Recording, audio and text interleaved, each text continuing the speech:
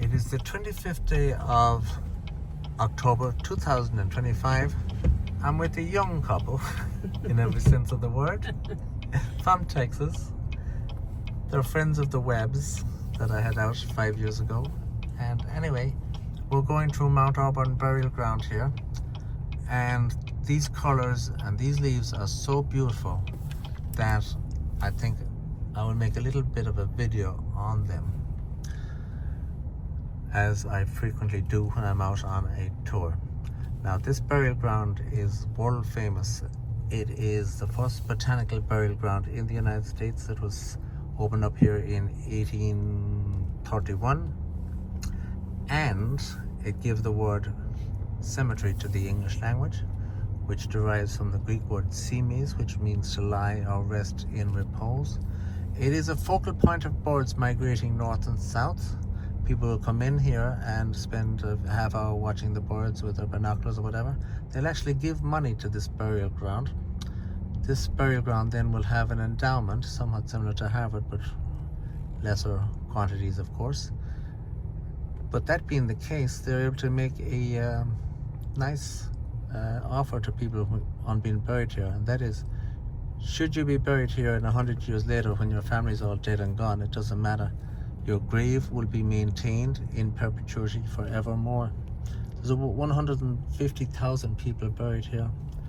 For people from Ireland, you see a stone there to the left, that stone right there.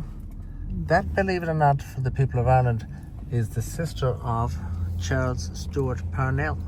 Her name was Fanny Parnell, if you'll pardon the expression. And she is buried there as well.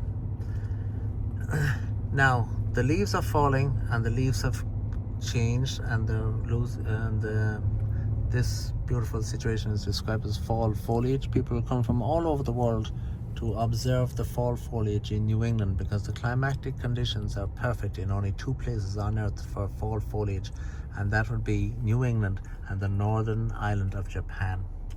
Over there is the grave of a fellow. His name is Charles Sumner. That's Charles Sumner.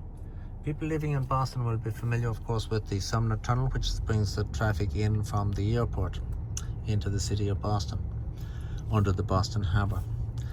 Charles Sumner was a senator from Massachusetts before the American War between the states, and he was a very large, ardent voice for the abolitionist movement.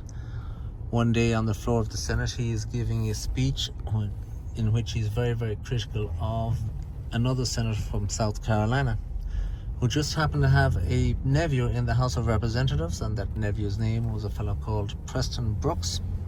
When he heard what this other fellow, Charles Sumner, was saying about his uncle, well, he was none too pleased. So he took his cane and went across the Capitol building from the House of Representatives over to the Senate, out onto the floor of the Senate, and he gave Senator Charles Sumner such a beating with his cane that he completely incapacitated him for 3 years, and he wasn't able to return.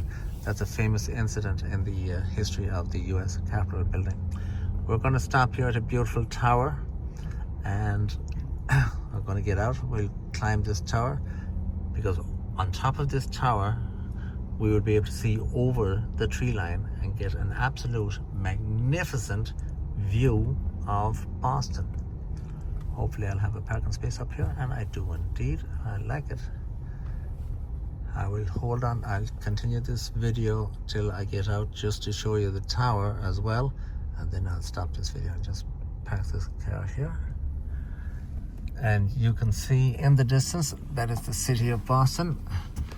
And I'm going to get out, holding the camera. Ding, ding, ding.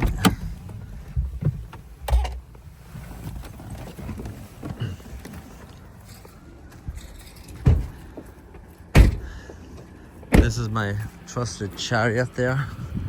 It is a beautiful Chevy Suburban. Very, very beneficial for giving tours. Anyway, this is Washington's Tower. We're going up to the top of that tower, and from the top of that tower, where those people are there, we're going to see a beautiful sight, the city of Boston. Thank you for watching.